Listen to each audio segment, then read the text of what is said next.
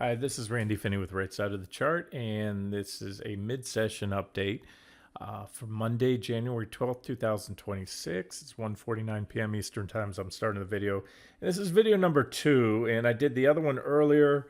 Then I had lunch plans I had to run out. I was going to post that one as is. I was letting it upload, and remembered that I forgot to cover, as I said I would, the market leading Magnificent 10 or whatever stock. So I'm going to do that.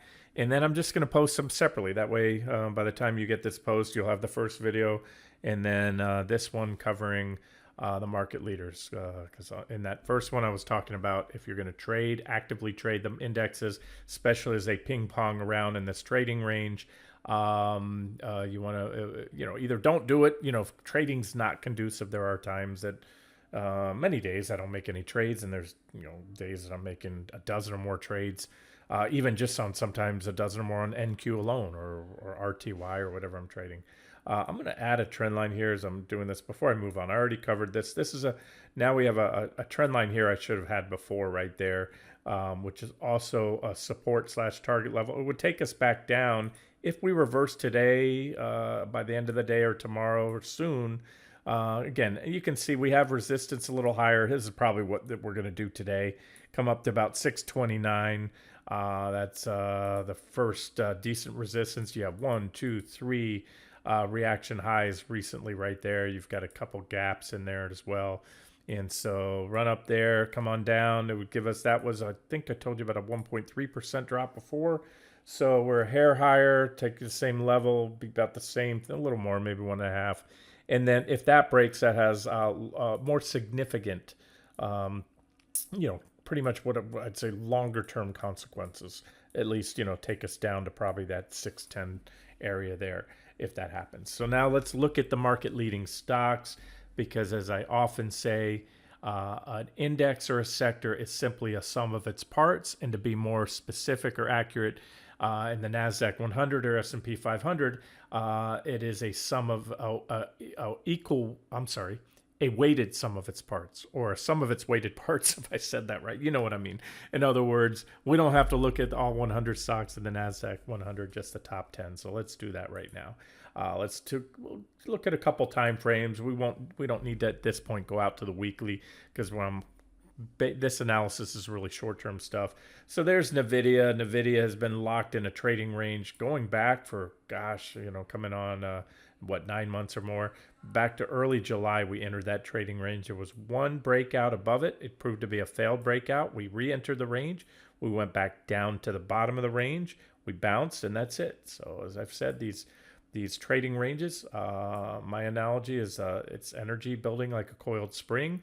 And whichever direction, a downside direction, obviously an upside direction in itself is bullish unless that fails. We already had one failed breakout. I can tell you it won't change the technical posture. In other words, I'll say it clearly, it's not a breakout that I would chase. Now, that it's not one that I would short either. The only way you short it is if the breakout fails. I think it would have, again, same pattern. It would, most likely, not guaranteed, have a minimal upside. And because of the technical posture, the divergences, overbought conditions likely fail. Now, this, to me, the fact we already had the failed breakout, I think the most likely scenarios would go down.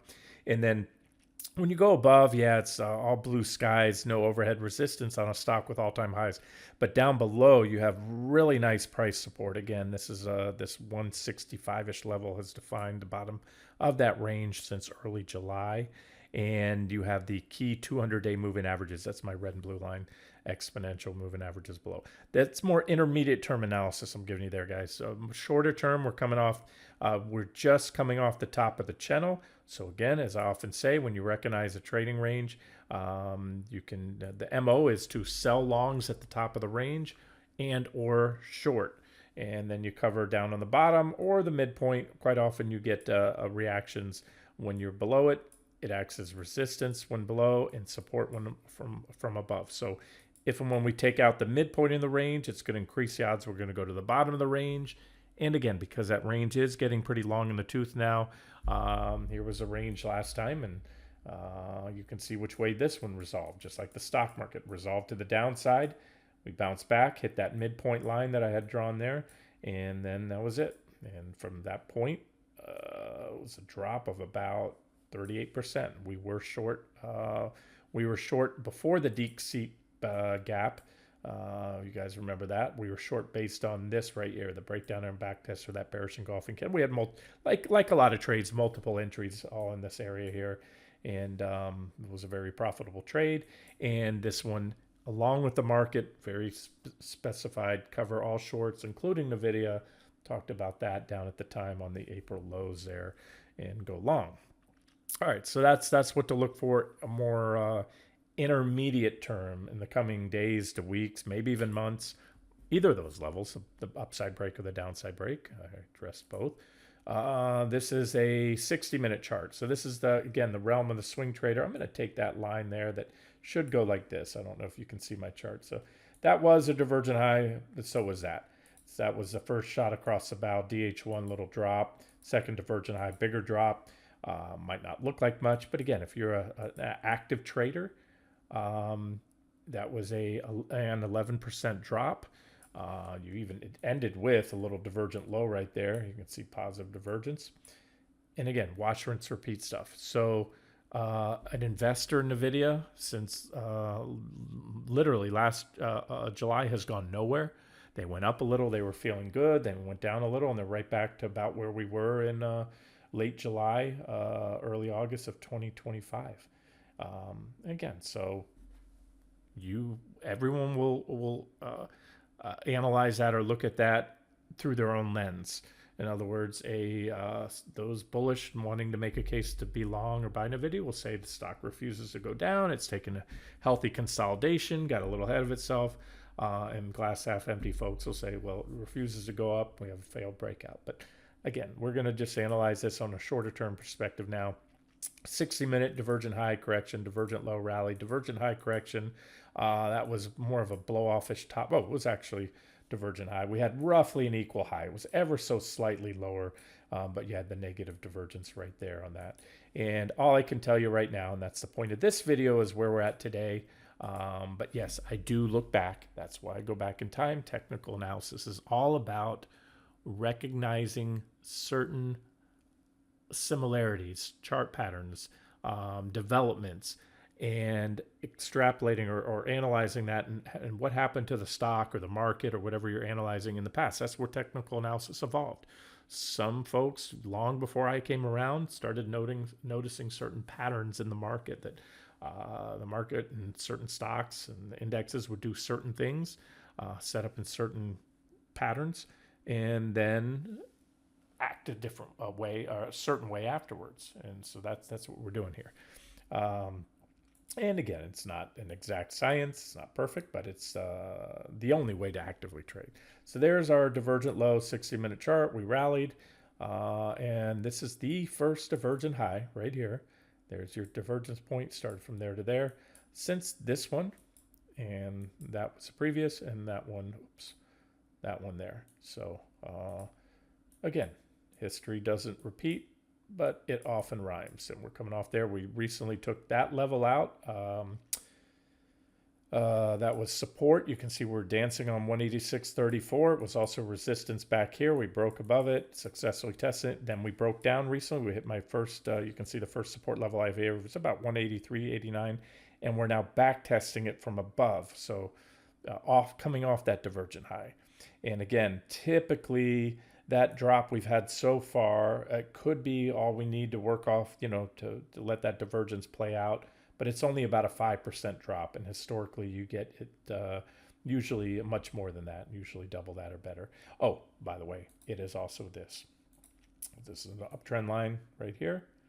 We broke that trend line. We back tested here, got rejected. We back tested again, got rejected a little more.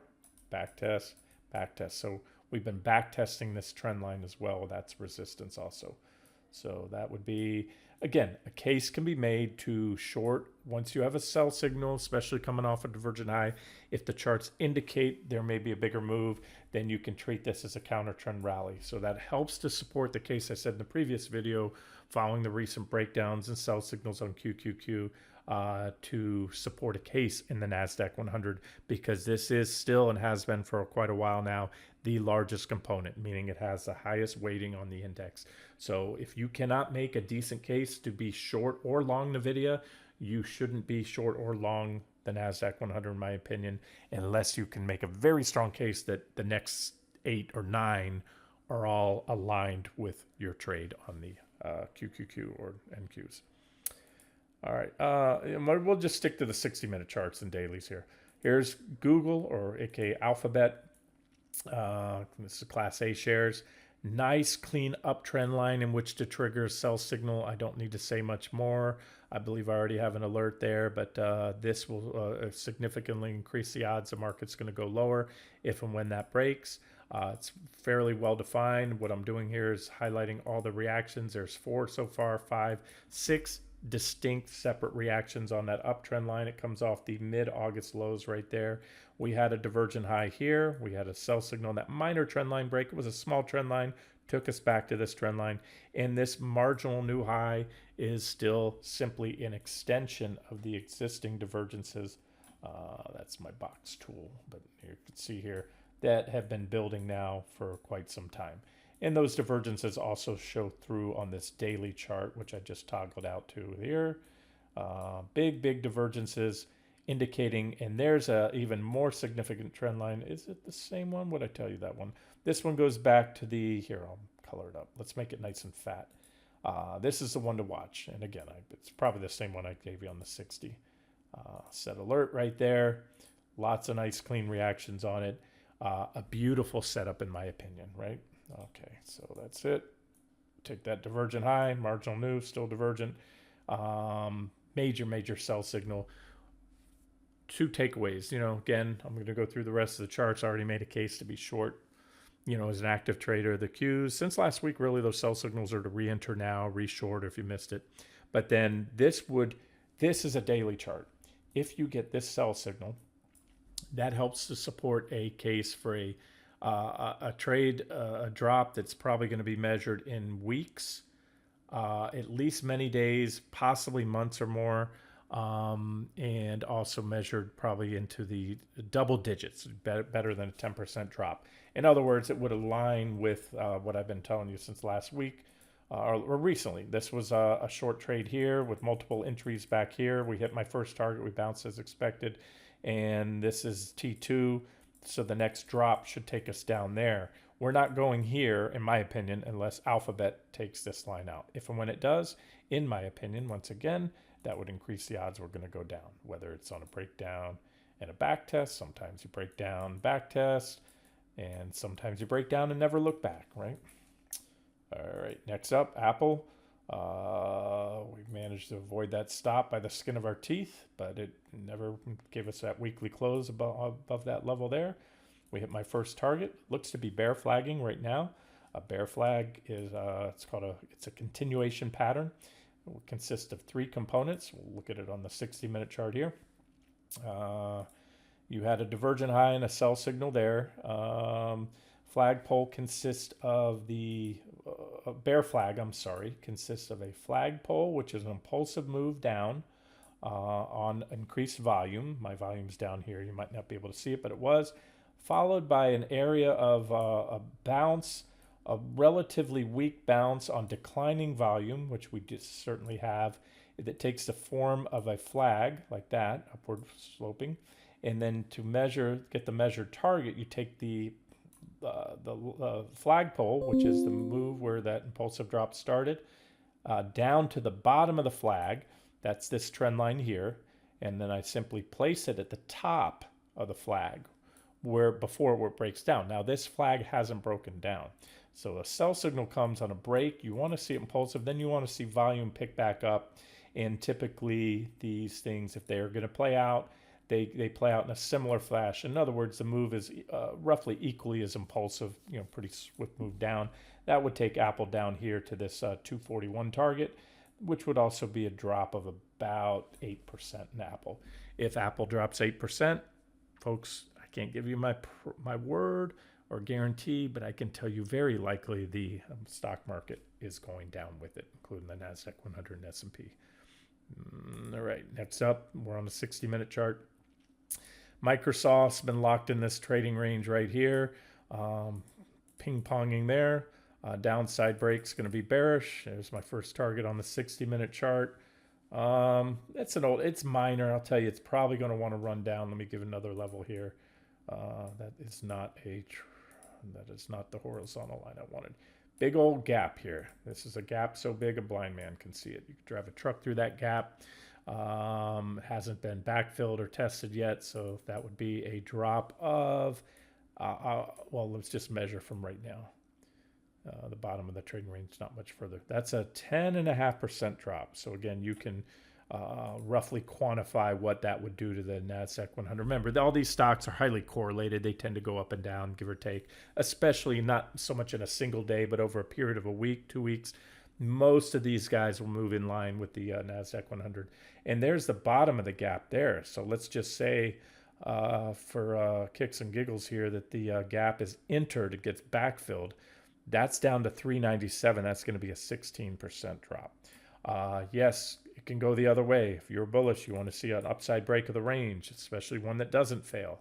But based on the technical posture, this is long building divergence that's started to play out, just like an Apple. It's finally started to play out. There's your daily chart.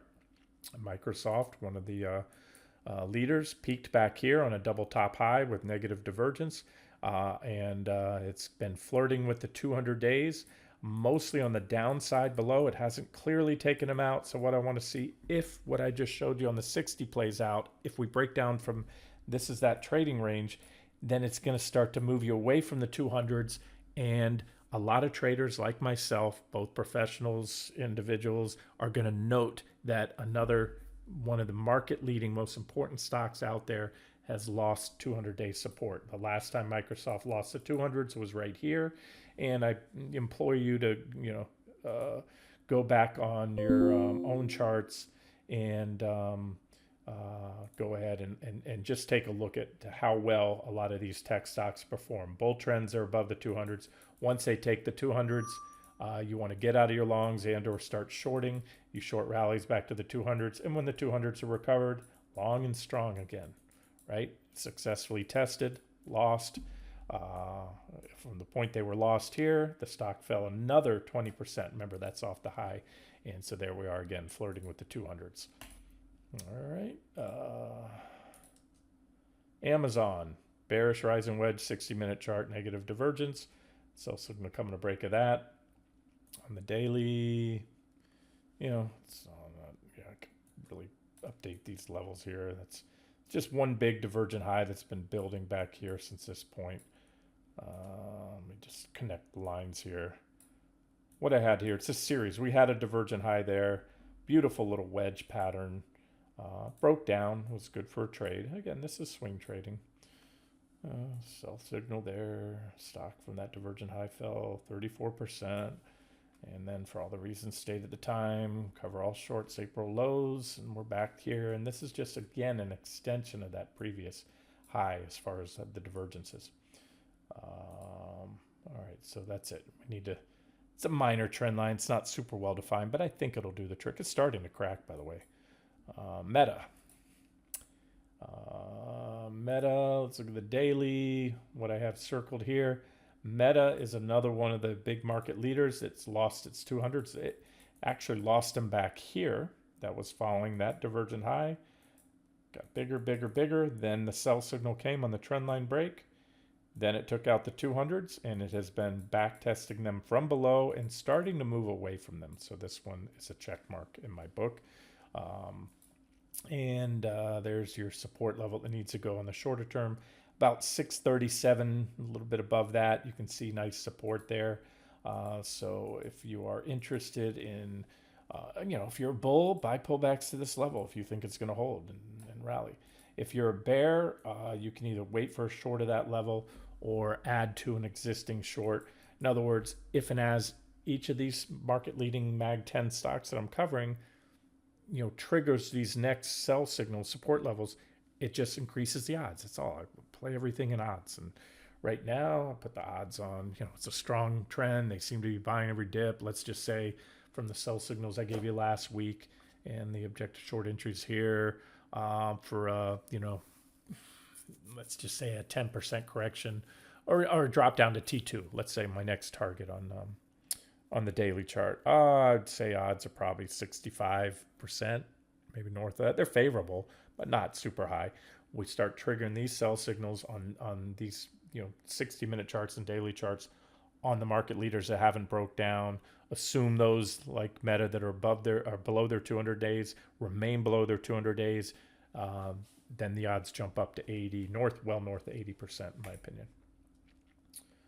All right, almost done. Got two more here. Broadcom, let's start on the daily. Broadcom, you can see here, this is a big level. I have it in yellow, about 324.39. Again, not everything, but a lot of things, indexes, key stocks have been in these multi-month trading ranges going back to last fall. And a lot of them had similar failed breakouts, new highs. Again, as predicted, new high that occurs with negative divergences and overbought conditions has a much higher rate of failing. And a new high in itself isn't a reason to short. If anything, it's a reason to go long if you think it's going to stick.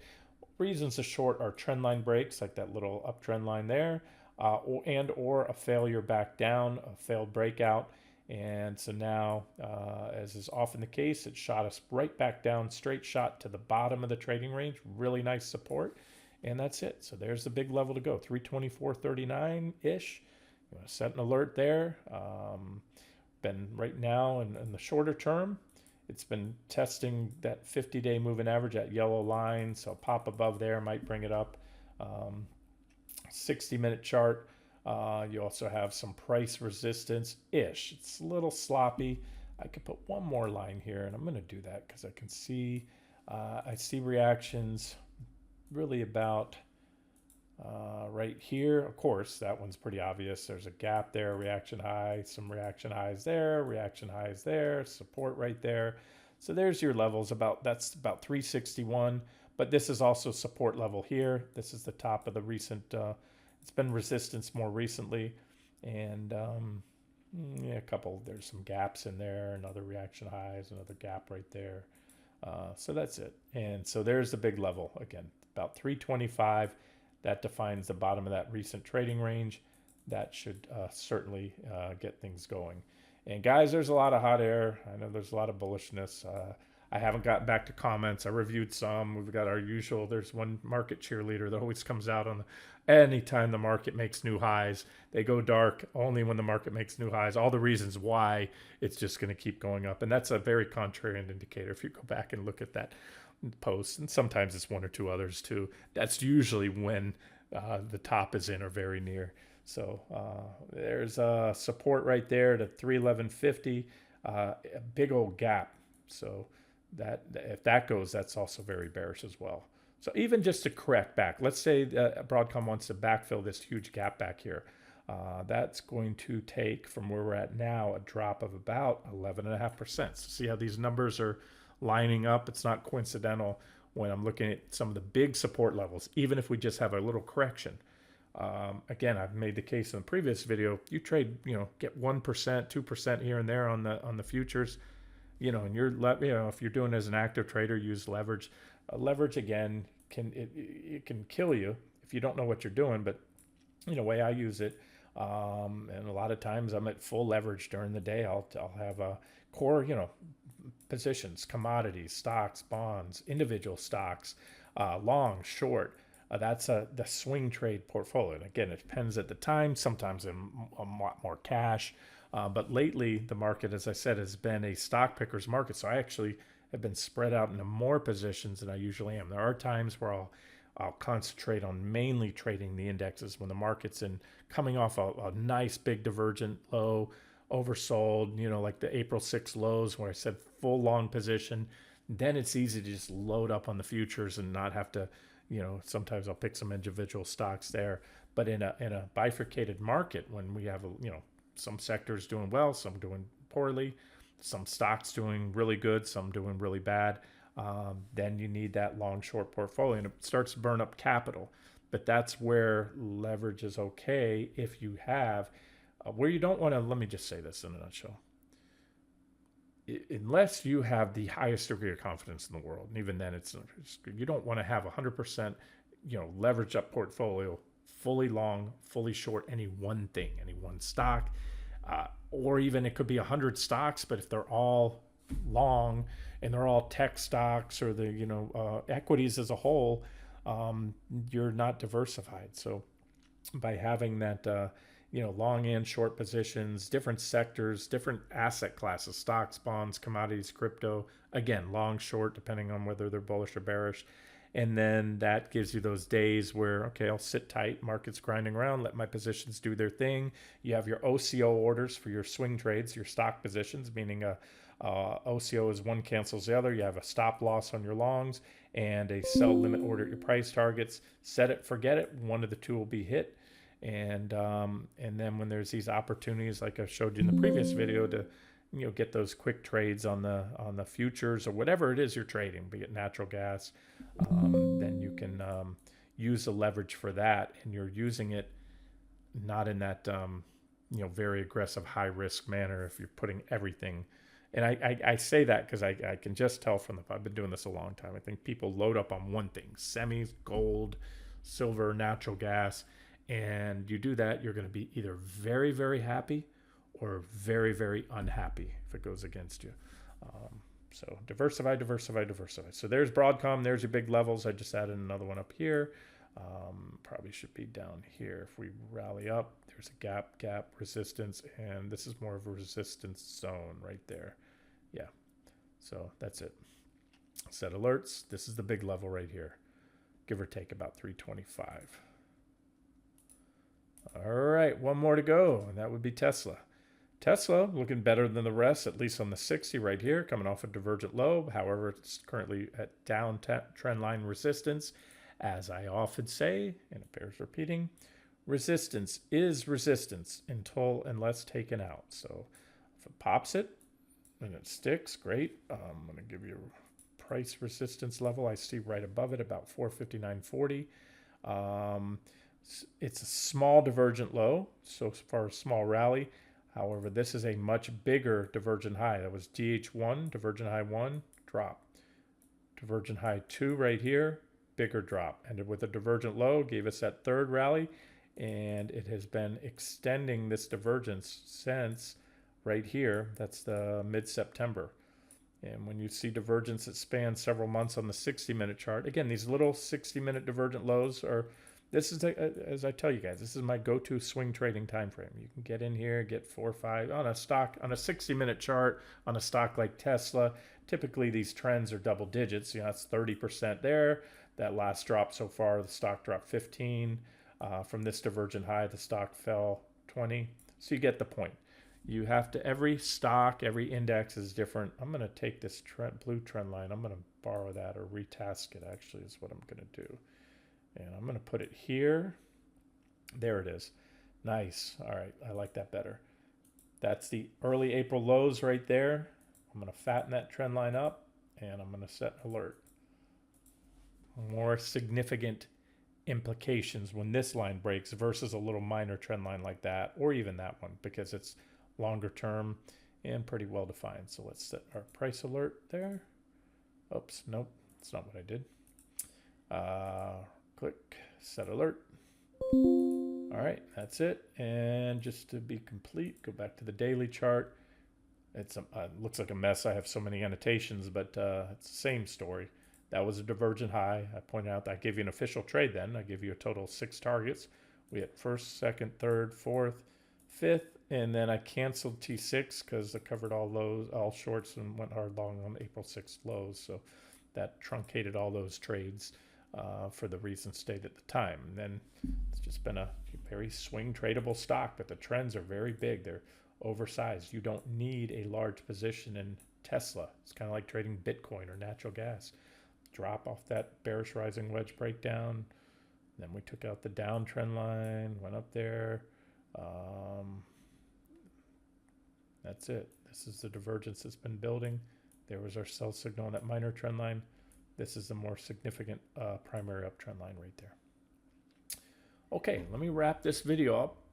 And then what I'll do is I'll post it with the other one I put out earlier today.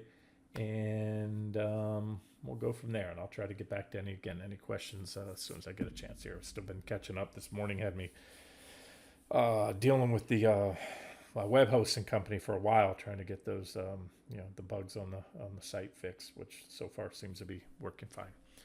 This has been Randy Finney with Right Side of the Chart. Have a great day.